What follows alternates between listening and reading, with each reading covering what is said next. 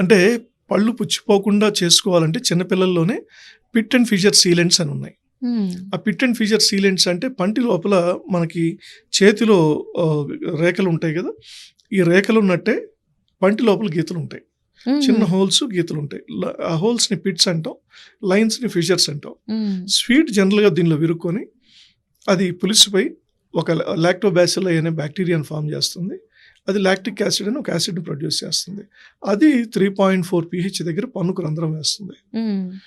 సాధారణంగా ఈ రేఖల్ని ఈ హోల్స్ని సీల్ చేసుకుంటే ఆ స్వీట్ అతుక్కున్నా తిన్నా కానీ అతుక్కోదు, చాక్లెట్ తిన్నా అతుక్కోదు. సో దాన్ని పిట్ అండ్ ఫిషర్ సీలెంట్ అంటాం. సో యుఎస్ యూరోప్లో అయితే ప్రతి ఒక్కరికి పిట్ అండ్ ఫిషర్ సీలెంట్స్ చేయించేస్తారు.